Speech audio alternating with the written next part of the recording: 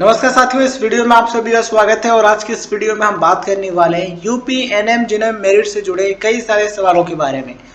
पहले सवाल जो ये है जिस पर हम चर्चा करेंगे, क्या ये फाइनल लिस्ट है जो कि जारी की गई या फिर इसके बाद कोई और भी लिस्ट जारी होगी, क्या इसी के आधार पर सिलेक्शन होगा।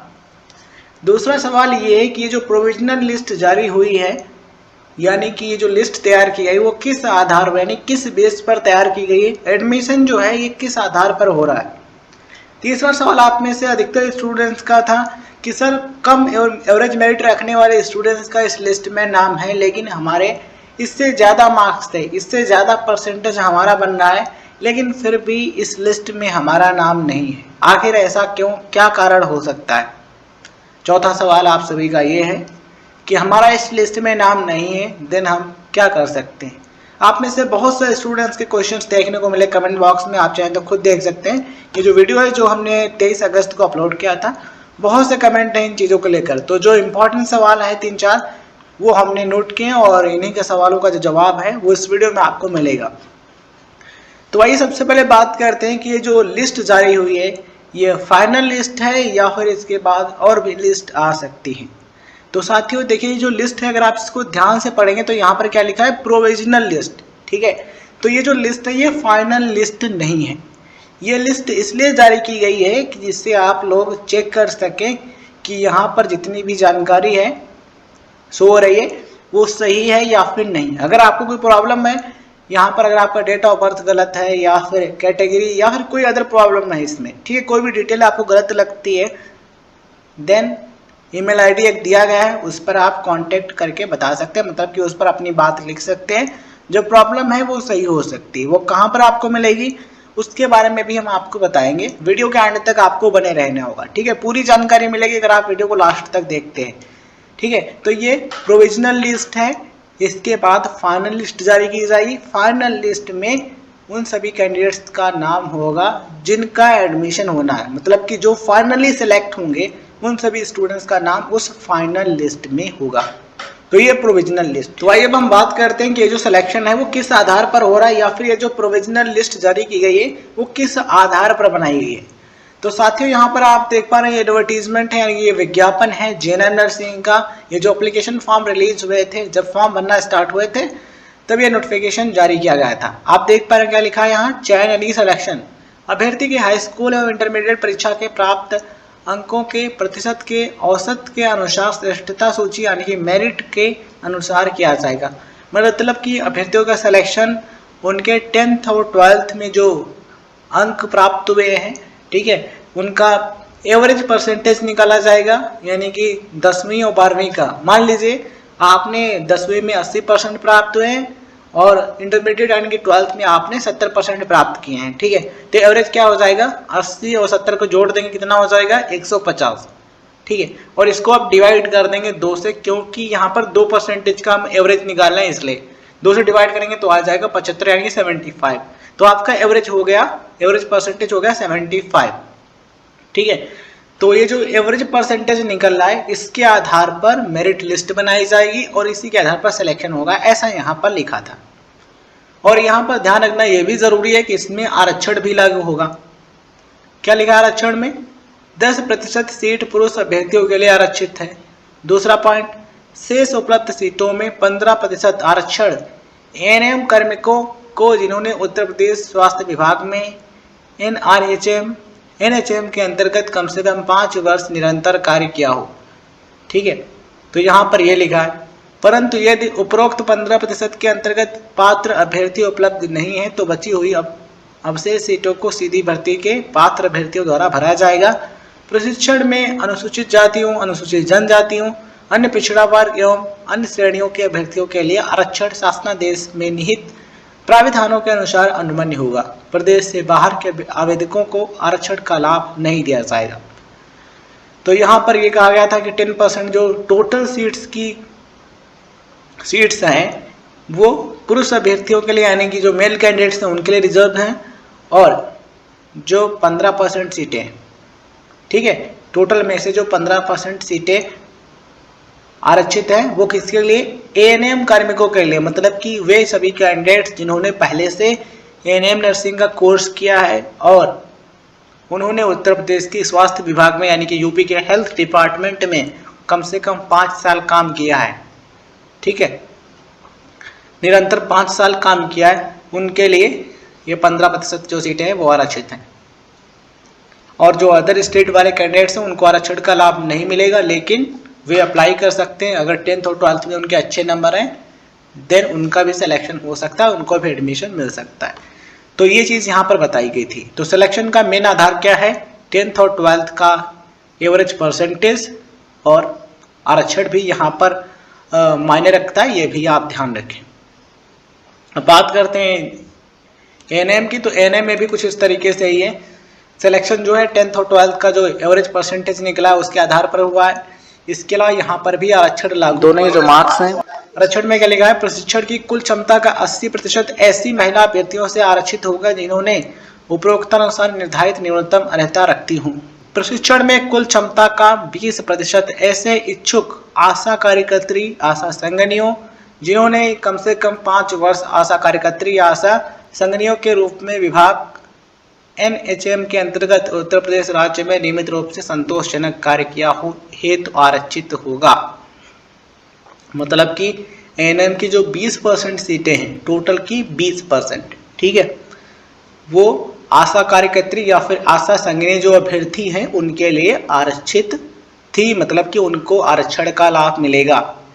वे सभी उम्मीदवार जिन्होंने पहले आशा कार्यकर्त्री या फिर आशा संगनी के रूप में उत्तर प्रदेश के स्वास्थ्य विभाग में काम किया है, ठीक है, उनको आरक्षण का लाभ दिया गया है, ठीक है। तो ये चीज़ आप ध्यान रखें। और यहाँ पर भी ये मेंशन किया गया था कि उत्तर प्रदेश के बाहर के जो आवेदक यानी कि अदर स्टेट वाले जो कैंडिडेट्स हैं उनको आरक्षण का लाभ नहीं मिलेगा, बट अच्छे नंबर अगर उनके 10th और 12th में देन उनको भी एडमिशन मिल सकता है। तो ये चीज़ें हैं, आई होप आपको समझ में आ रही होंगी। मेन सिलेक्शन का बेस है 10th और 12th के एवरेज परसेंटेज, और यहाँ पर आरक्षण भी मायने रखता है। मैं बार बार आपको आरक्षण के बारे में क्यों बता रहा हूँ, इस चीज़ को आप अभी समझ पाएंगे। देखिए लास्ट में आपका सवाल था कि कम एवरेज मेरिट रखने वाले स्टूडेंट्स का इस लिस्ट में नाम है। किस लिस्ट में? इस प्रोविजनल लिस्ट में। एएनएम और जेएनएम दोनों की बात यहाँ पर हम कर रहे हैं, लेकिन सर हमारा इनसे ज़्यादा परसेंटेज बनना है, मतलब कि एवरेज परसेंटेज हमारा इनसे ज़्यादा है, फिर भी इस लिस्ट में नाम नहीं। हमें कई सारे स्टूडेंट्स के इस तरह के क्वेश्चन देखने को मिले कि सर हमारा इस लिस्ट में नाम नहीं है, जबकि हमारा एवरेज परसेंटेज जो है वो ठीक ठाक है। लेकिन कुछ स्टूडेंट ऐसे हैं जिनका कम एवरेज मेरिट है, ठीक है, यानी कि जो वो एवरेज मेरिट है यहाँ पर कम है, लेकिन तब भी इस लिस्ट में नाम है। तो देखिए यहाँ पर इसके 2 कारण हो सकते हैं, ध्यान से समझिएगा। हम यहाँ पर एएनएम के लिए भी बात कर रहे हैं और जेएनएम के लिए। सबसे पहले बात कर लेते हैं साथियों जेएनएम की, ठीक है। तो ये जो जेएनएम का मेरिट लिस्ट है वो हम आपको दिखा रहे हैं, ठीक है। तो ये जेएनएम वाला प्रोविजनल लिस्ट आप स्क्रीन पर देख पा रहे होंगे। तो जेएनएम की बात करें तो साथियों यहाँ पर ये हो सकता है कि वे कैंडिडेट जिनका एवरेज जो मेरिट है वो भले ही कम है लेकिन इस लिस्ट में नाम है, तो इसका पहला कारण ये हो सकता है कि वे आरक्षित कैटेगरी के कैंडिडेट हों, यानी कि रिजर्व कैटेगरी के कैंडिडेट हों। क्योंकि जैसा कि जो विज्ञापन है इसमें आरक्षण की बात कही गई थी कि जो आरक्षित कैटेगरी कैंडिडेट्स हैं उनको आरक्षण का लाभ दिया जाएगा, ठीक है, जिसकी वजह से यहाँ पर इनका नाम हो सकता है। दूसरा कारण हो सकता है, आपने जैसा कि आप पहले समझा कि शेष उपलब्ध सीटों में 15% आरक्षण एएनएम कार्मिकों को जिन्होंने उत्तर प्रदेश स्वास्थ्य विभाग में एनएचएम के अंतर्गत कम से कम 5 वर्ष निरंतर कार्य किया हो। मतलब कि जो 15% सीटें हैं वो एएनएम वाले कैंडिडेट्स के लिए आरक्षित थी। तो ये हो सकता है कि ये वो सभी कैंडिडेट हों जिनका 10th और 12th में भले ही जो एवरेज परसेंटेज है या फिर एवरेज जो मेरिट है भले ही कम रहा हो, लेकिन उन्होंने पहले एएनएम नर्सिंग का कोर्स किया है और उन्होंने कम से कम 5 साल उत्तर प्रदेश के स्वास्थ्य विभाग में यानी कि यूपी के हेल्थ डिपार्टमेंट में काम किया है, ठीक है, जिसकी वजह से यहाँ पर हो सकता है उनका नाम हो और आपके नंबर ज़्यादा थे, यानी कि आपका जो परसेंटेज था, एवरेज जो मेरिट था वो ज़्यादा था लेकिन नाम नहीं, ठीक है। तो इसका जो जवाब है ये हो सकता है। चौथा सवाल था कि अब हम क्या करें अगर इस लिस्ट में नाम नहीं है। तो देखिए साथियों, उसके लिए आप इस वेबसाइट पर आ सकते हैं। ये ऑफिशियल वेबसाइट है dgmhup.gov.in। यहाँ पर आपको प्रोविजनल लिस्ट देखने को मिल जाएगी। यहाँ पर एनएम की और ये रही जीएनएम की, और एडमिशन पोर्टल का लिंक भी यहाँ पर दिया गया है। नीचे लेटेस्ट न्यूज़ का सेक्शन है और यहीं पर हैं उन सभी सवालों के जवाब जो जितने भी हमने जवाब दिए हैं। अगर आप उनसे संतुष्ट नहीं हैं तो ये जो प्रॉब्लम का सॉल्यूशन है ये आपके काम आ सकता है। तो उसके लिए जो नोटिफिकेशंस हैं एनएम और जेएनएम के, इनको देखने होंगे।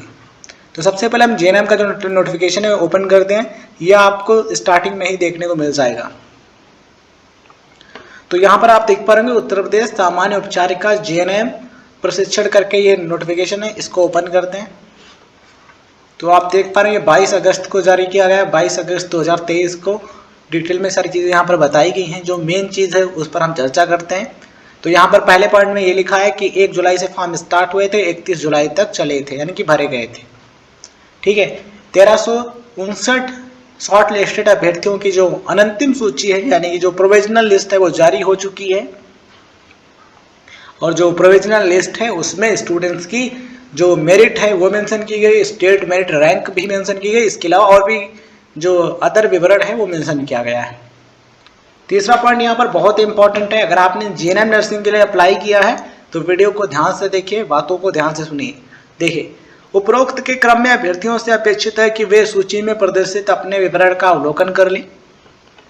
यानी कि जो प्रोविजनल लिस्ट जारी की गई है इसमें, ठीक है, ये जो डिटेल्स है, ये जो जानकारी मेंशन की गई है, जैसे कि registration number, name of applicant यानी कि आवेदक का नाम, नेम ऑफ फादर, और भी जितनी भी जानकारी, डेट ऑफ बर्थ, और भी सारी जितनी भी जानकारी यहाँ पर मेंशन की गई है उसकी जांच कर लें कि क्या वे सही है। यानी कि आपने फॉर्म भरते समय जितनी जानकारी दी थी क्या उससे मैच करती है। अगर सही है तो ठीक है, अगर नहीं सही है, इसमें कोई दिक्कत है, देन ये जो ईमेल आईडी दिया गया है admission@gmail.com, इस पर आप सूचना दे सकते हैं, अपनी समस्या बता सकते हैं। ठीक है, तो यहाँ पर यह भी कहा गया है कि 27 अगस्त 2023 ये जो डेट है इसकी सायं 5 बजे तक अवगत कराना होगा। यानी कि इससे पहले ही आप कोशिश करें जो प्रॉब्लम हो बताने की। ठीक है, तो 27 अगस्त ये लास्ट डेट है, उससे पहले ही आप जो प्रॉब्लम अगर आपको होती है या फिर हो रही है वो आप इस ईमेल आईडी के जरिए बता सकते हैं।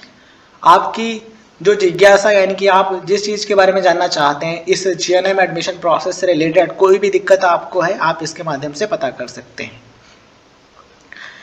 मैं आपको बताना चाहूँगा कि ये जो प्रोविजनल लिस्ट जारी हुई है 1359 कैंडिडेट्स की, ठीक है, ये जो प्रोविजनल लिस्ट है 1359 कैंडिडेट्स की, ठीक है, इसमें से केवल जो 453 कैंडिडेट्स हैं उनका ही सिलेक्शन होगा।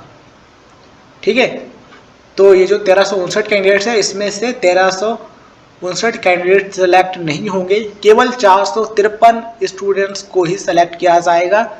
और जो उस लिस्ट में जिन अभ्यर्थियों का नाम होगा उनके सामने उनके ट्रेनिंग सेंटर यानी जो प्रशिक्षण केंद्र है उसका नाम भी लिखा होगा कि उनको इस ट्रेनिंग सेंटर में एडमिशन के लिए जाना होगा, वहीं एडमिशन लेना होगा। तो आपका लास्ट में जो सवाल था कि सर हमारा इस लिस्ट में नाम नहीं है प्रोविजनल लिस्ट में और हमारे नंबर ठीक ठाक थे और हम उम्मीद करते थे कि इस लिस्ट में हमारा नाम होगा, हम फाइनली सेलेक्ट होंगे, देन ये जो ईमेल आईडी है इस पर आप बता सकते हैं जो भी समस्या आपको आ रही है आप बताइए। अगर वास्तव में आप सेलेक्ट होने वाले कैंडिडेट होंगे, मतलब कि अगर आपका वास्तव में परसेंटेज ठीक ठाक रहा होगा, ठीक है, तो मैक्सिमम चांसेस हो सकते हैं कि जो फाइनल लिस्ट जारी हो यानी जो अंतिम सूची आए, जो फाइनल सेलेक्टेड कैंडिडेट्स की लिस्ट है उसमें आपका नाम हो और आप सेलेक्ट हो जाएं, आपको एडमिशन मिल जाए। ठीक है, ध्यान रखिएगा ये प्रोविजनल लिस्ट है, इसके बाद जो फाइनल लिस्ट आएगी उसमें जिन अभ्यर्थियों का नाम होगा उनको एडमिशन मिलेगा। ठीक है, तो अगर आपको जीएनएम से रिलेटेड कोई प्रॉब्लम है देन इस ईमेल आईडी पर आप वो समस्या मेंशन कर सकते हैं। उम्मीद करते हैं आपको उस समस्या का समाधान मिल जाएगा। हमारी तरफ से आप सभी को शुभकामनाएं। और यहाँ पर यह भी बताया गया है कि 27/8/2023 यानी 27 अगस्त शाम 5 बजे के बाद अगर कोई ईमेल आईडी पर कोई कुछ पूछता है या फिर कोई जानकारी प्राप्त करने की कोशिश करता है, देन आवेदनकर्ताओं का कोई दावा स्वीकार नहीं किया जाएगा, ऐसा भी मेंशन है। तो जो प्रॉब्लम हो वो 27 अगस्त की 5:30 बजे से पहले आप इस ईमेल आईडी पर लिखने का प्रयास करें, जानकारी प्राप्त करने का प्रयास करें, ठीक है। और यहाँ पर दिव्यांग अभ्यर्थियों के लिए जानकारी दी गई है। शॉर्ट लिस्टेड दिव्यांग अभ्यर्थियों के Uttar Pradesh state medical board से लखनऊ में परीक्षण किए जाने की तिथि निर्धारण की कार्यवाही की जा रही है।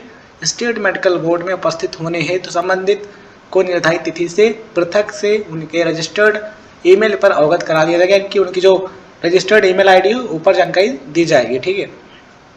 प्रवेश हेतु प्रशिक्षण केंद्र स्तर पर मूल अभिलेख सत्यापन के समय दिव्यांग अभ्यर्थियों को यह प्रमाण पत्र उपलब्ध कराना आवश्यक होगा, यानी कि जो ट्रेनिंग सेंटर होगा उस पर डॉक्यूमेंट वेरिफिकेशन के समय जो दिव्यांगता का सर्टिफिकेट है यानी जो प्रमाण पत्र है वो उपलब्ध कराना होगा, ठीक है। तो ये जानकारी है। तो अगर आपने जीएनएम के लिए अप्लाई किया था, कोई भी प्रॉब्लम है, देन ये जो ईमेल आईडी यहाँ पर मेंशन किया गया है इसके माध्यम से आप कांटेक्ट करिए, अपनी समस्या बताइए। अगर वास्तव में वो समस्या जेन्युइन है, ठीक है, एक्चुअल में अगर आप सिलेक्ट होने वाले कैंडिडेट थे, किसी भी रीजन की वजह से इस लिस्ट में आपका नाम नहीं है, देन जो फाइनल लिस्ट आएगी हो सकता है कि उसमें आपका नाम हो और आप फाइनली सिलेक्ट हो जाएं, आपको एडमिशन मिल जाए। उम्मीद करते हैं कि आप सिलेक्ट होंगे, हमारी तरफ से शुभकामनाएं। अब बात कर लेते हैं एएनएम वाले कैंडिडेट्स के लिए। तो साथियों ये जो वेबसाइट है यहीं पर आपको जीएनएम के नीचे जो एएनएम का नोटिफिकेशन है वो भी देखने को मिल जाएगा, ठीक है। जीएनएम के नीचे आप देख पा रहे होंगे ये सहायक नर्सेज एंड मिडवाइफ करके है। इसको जब आप ओपन करेंगे तो कुछ इस तरीके से ओपन हो जाएगा और ये भी 22 अगस्त को ही जारी किया गया था। यहाँ पर जो मेन जानकारी है उसको देखिए। 1 जुलाई से फॉर्म स्टार्ट हुए थे एएनएम के भी और 31 जुलाई तक भरे गए थे।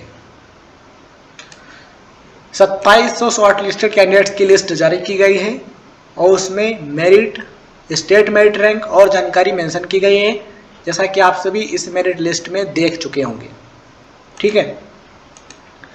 तो ये जो एएनएम का नोटिफिकेशन है इसको आप ध्यान से समझिएगा। लास्ट वाला पॉइंट बहुत इंपॉर्टेंट है। उपरोक्त के क्रम में अभ्यर्थियों से अपेक्षित है कि वे सूची में प्रदर्शित अपने विवरण का अवलोकन कर लें, यानी कि जो प्रोविजनल मेरिट लिस्ट है उसमें जो जानकारी दी गई है उसको ध्यान से देख लें। अगर कोई समस्या है तो ये जो ईमेल आईडी यहाँ पर दिया गया है anm.admission@gmail.com, इस पर दिनांक 27 अगस्त के 5:30 बजे तक अवगत कराते हैं, यानी कि ये जो डेट दी गई है 27 अगस्त, इसकी 5:30 बजे से पहले ही जो समस्या है वो आप इस ईमेल आईडी के माध्यम से बता दें, ठीक है। जिसका संज्ञान लेते हुए नियमानुसार 1800 अभ्यर्थियों की प्रशिक्षण केंद्रवार अंतिम सूची जारी की जाएगी। उक्त निर्धारित समय में सूचना न प्राप्त होने पर इस विषय में आवेदनकर्ताओं का कोई दावा स्वीकार नहीं किया जाएगा, ठीक है।